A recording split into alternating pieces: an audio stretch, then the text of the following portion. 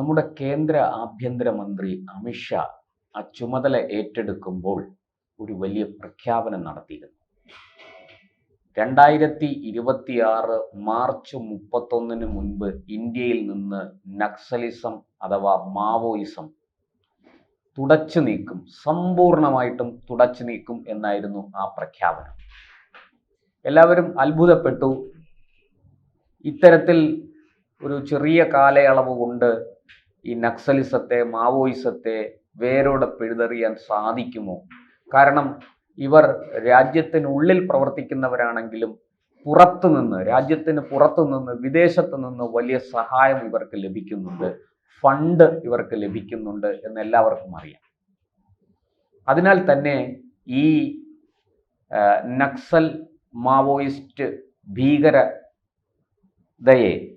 ഭീകരതയെ സമ്പൂർണമായിട്ടും തുടച്ചു നീക്കാൻ നമുക്ക് സാധിക്കുമോ എന്ന് സംശയിച്ചവരുണ്ട്. എന്നാൽ 2025 മാർച്ച് 31 ആയപ്പോൾ നമ്മൾ കണക്കെടുത്ത് നോക്കുമ്പോൾ ഏതാണ്ട് 80% മാവോയിസ്റ്റ്, നക്സലൈറ്റ് പ്രസ്ഥാനങ്ങളെയും ഭീകരരെയും നമുക്ക് അമർച്ച ചെയ്യാനായി എന്നുള്ളതാണ്. നിരവധി തലയ്ക്ക് വിലയിട്ടിരുന്ന നിരവധി ഭീകരന്മാരെ സുരക്ഷാ സേനയ്ക്ക് വധിക്കാനായി. ഏറ്റുമുട്ടലിൽ അവർ വധിക്കപ്പെട്ടു. ഒട്ടനവധി ആൾക്കാർ ആയുധം വെച്ച് കീഴടങ്ങി.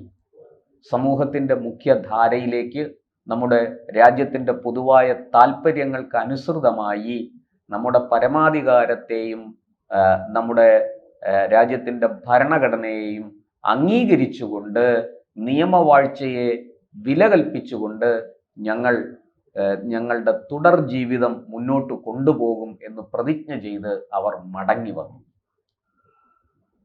ചിലരെയൊക്കെ അറസ്റ്റ് ചെയ്തു. അവർ ജയിലിലാണ്. അവർക്കെതിരെയുള്ള വിചാരണ സമയബന്ധിതമായി നടക്കും. ഈ ഒരു പട്ടികയിൽ, ആ ഒരു ശ്രേണിയിൽ ഇതാ ഏറ്റവും ഒടുവിലായിട്ട് സർക്കാർ തലയ്ക്ക് 10 ലക്ഷം രൂപ വിലയിട്ടിരുന്ന ഒരു കൊടും ഭീകരൻ, ഒരു കൊടും കുറ്റവാളി കൂടി കൊല്ലപ്പെട്ടിരിക്കുന്നു, വധിക്കപ്പെട്ടിരിക്കുന്നു. സുരക്ഷാ സേനയുമായുള്ള ഏറ്റുമുട്ടലിൽ വധിക്കപ്പെട്ടത് ഉപ്ടൺ എന്നറിയപ്പെടുന്ന അമിത് ഹൻസ്ദ എന്ന കൊടും ഭീകരനാണ്. ഇയാളുടെ തലയ്ക്ക് 10 ലക്ഷം രൂപയാണ് സർക്കാർ വിലയിട്ടിരുന്നത്. ജാർഖണ്ഡിൽ കഴിഞ്ഞ ദിവസം ഉണ്ടായ ഏറ്റുമുട്ടലിൽ, കൃത്യമായിട്ട് പറഞ്ഞാൽ ജാർഖണ്ഡിലെ വെസ്റ്റ് സിംഗ്ഭൂം ജില്ലയിലെ സാരന്ദ വനത്തിലുണ്ടായ ഏറ്റുമുട്ടലിലാണ് ഇയാൾ വധിക്കപ്പെട്ടത്. സുരക്ഷാ സേന ഈ വനത്തിൽ വെച്ച് ഒളിച്ചിരിക്കുന്ന മാവോയിസ്റ്റുകളെ തിരഞ്ഞു പോയപ്പോൾ ഉണ്ടായ ഏറ്റുമുട്ടലിൽ, രഹസ്യ വിവരത്തിന്റെ അടിസ്ഥാനത്തിലായിരുന്നു തിരച്ചിൽ. ആ തിരച്ചിലിനിടെ ഉണ്ടായ ഏറ്റുമുട്ടലിലാണ് ഈ ഉപ്ടൺ എന്നറിയപ്പെടുന്ന അമിത് ഹൻസ്ദ വധിക്കപ്പെട്ടത്. നിരവധി പേരെ പിടികൂടിയിട്ടുണ്ട്. അവരിൽ നിന്ന് SLR, സെൽഫ് ലോഡിംഗ് റൈഫിൾസ് കണ്ടെത്തി, സ്ഫോടക വസ്തുക്കൾ കണ്ടെത്തിയിട്ടുണ്ട്. അതുപോലെ തന്നെ മറ്റ് നിരവധി ആയുധങ്ങളും പിടിച്ചെടുത്തിട്ടുണ്ട്. എന്തായാലും തിരച്ചിൽ തുടരുകയാണ്.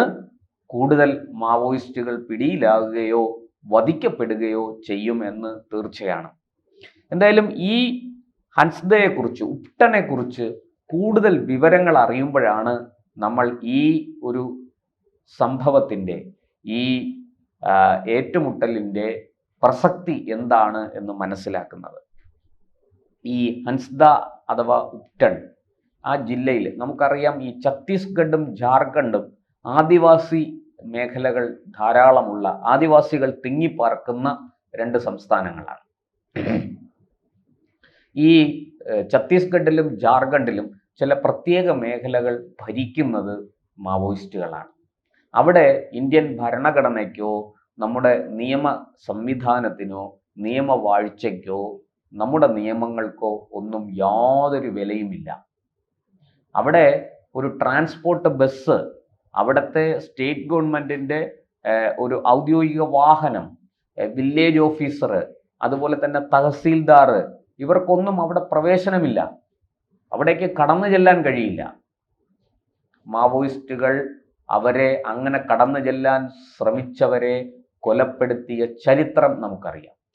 പോലീസിന്, CRPF-ന്, നമ്മുടെ മറ്റ് സുരക്ഷാ ഏജൻസികൾക്ക് ഒന്നും അവിടെ പ്രവർത്തിക്കാൻ സാധ്യമല്ല. അവരുടെ എല്ലാം ജീവൻ നഷ്ടപ്പെടുകയോ അല്ലെങ്കിൽ അവരെ അതിക്രൂരമായി പരിക്കേൽപ്പിക്കുകയോ ചെയ്തിട്ടുണ്ട്. അപ്പോൾ അങ്ങനെ ഒരു സാഹചര്യത്തിൽ ആണ് ഈ ജാർഖണ്ഡും ഛത്തീസ്ഗഡും കടന്നു പോകുന്നത്. അതിൽ ഛത്തീസ്ഗഡിൽ ഇനി ഏതാണ്ട് ഒരു 2 ജില്ലകൾക്കുള്ളിൽ ഈ മാവോയിസ്റ്റുകളുടെ പ്രവർത്തനത്തെ ഒതുക്കാൻ സാധിച്ചിട്ടുണ്ട്. അവിടെയും അവർ വലിയ പ്രതിസന്ധി നേരിടുകയാണ്. അവരെ താമസം വിന ഛത്തീസ്ഗഡിൽ നിന്ന് തുടച്ചു നീക്കാൻ കഴിയും എന്ന പ്രതീക്ഷയിലാണ് സുരക്ഷാ സേന മുന്നോട്ട് പോകുന്നത്. സമാനമാണ് ജാർഖണ്ഡിലെയും സ്ഥിതി. ഈ ജാർഖണ്ഡിലെ വിവിധ ജില്ലകളിൽ നടന്ന ആക്രമണങ്ങളിൽ ഈ ഉപ്ടൻ എന്നറിയപ്പെടുന്ന ഹൻസ്ദയ്ക്ക് പങ്കുണ്ട്. നിരവധി പേരെ ഇയാളുടെ സംഘം കൊലപ്പെടുത്തിയിട്ടുണ്ട്. ഇയാളെ വധിക്കാനായത് ഈ ഒരു ഓപ്പറേഷനിലെ, അതായത് കഴിഞ്ഞ നിരവധി വർഷങ്ങളായിട്ട് നമ്മുടെ സുരക്ഷാ സേന തുടർന്നു വരുന്ന ഓപ്പറേഷനിലെ ഒരു വലിയ വിജയമാണ് ഇയാളുടെ വധത്തിലൂടെ സാധ്യമായത് എന്നാണ് സുരക്ഷാ ഏജൻസികൾ പറയുന്നത്. ഈ രഹസ്യ വിവരത്തെ തുടർന്നാണ് ജാർഖണ്ഡ് പോലീസ് ഇതിലേക്ക് വരികയും ഈ വനത്തിലേക്ക് വരികയും തുടർന്ന് സുരക്ഷാ സേനയ്ക്ക് നേരെ വെടിയുതിർക്കുകയും ചെയ്തത് മാവോയിസ്റ്റുകൾ. അങ്ങനെ ഏറ്റുമുട്ടൽ ഉണ്ടായി. ആ ഏറ്റുമുട്ടൽ ഏതാനും ദിവസങ്ങൾക്ക് മുമ്പ് അവിടെ 2 ജവാന്മാർ, നമ്മുടെ ജാർഖണ്ഡ് പോലീസിലെ 2 പോലീസുകാർ ഉൾപ്പെടെ വീരമൃത്യു വരിക്കുകയും നിരവധി പേർക്ക് മാരകമായിട്ട് പരിക്കേൽക്കുകയും ചെയ്തിരുന്നു. പക്ഷേ നമ്മുടെ സുരക്ഷാ സൈന്യം വിട്ടില്ല. അവർ പിന്തുടർന്ന് പ്രത്യാക്രമണം നടത്തി പ്രതിരോധം തീർത്തു. എന്തായാലും അതിൻ്റെ ഭാഗമായിട്ടുള്ള ഏറ്റുമുട്ടലിൽ ഈ ഉപ്ടൻ എന്ന അമിത് ഹൻസ്ദ വധിക്കപ്പെട്ടു.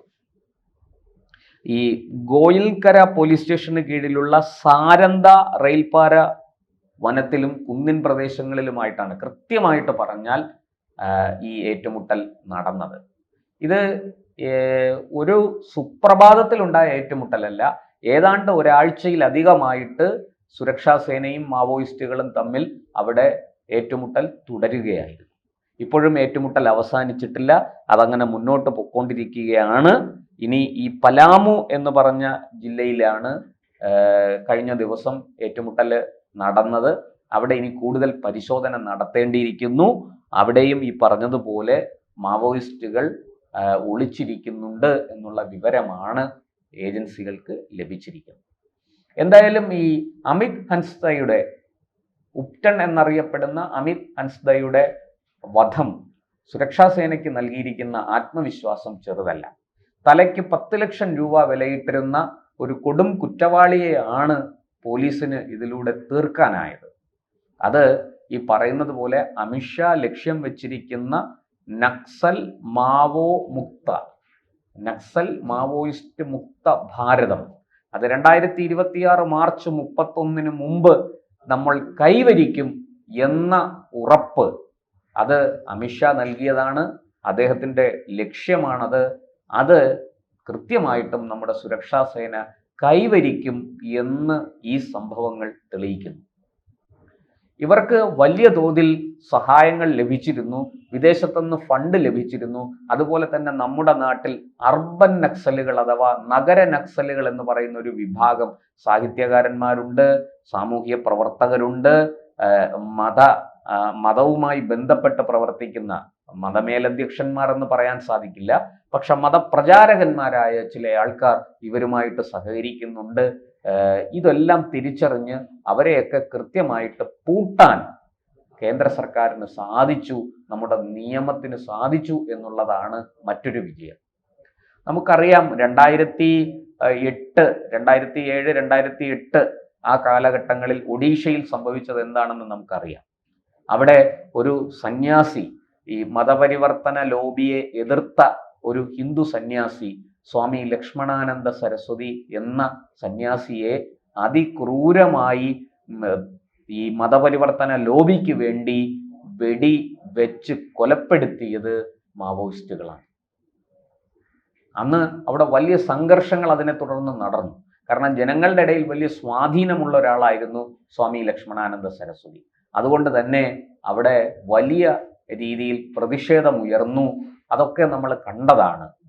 ഇപ്പോൾ ആ ഏതാണ്ട് 2014 വരെ നമുക്ക് ഒന്നും ചെയ്യാൻ സാധിച്ചിരുന്നില്ല. പക്ഷേ 2014 ശേഷം ശക്തമായ നടപടികളുമായിട്ട് കേന്ദ്ര സർക്കാരിൽ ഉണ്ടായ മാറ്റം, കേന്ദ്ര ഭരണത്തിലുണ്ടായ മാറ്റം ശക്തമായ നടപടികളിലേക്ക് നയിച്ചു.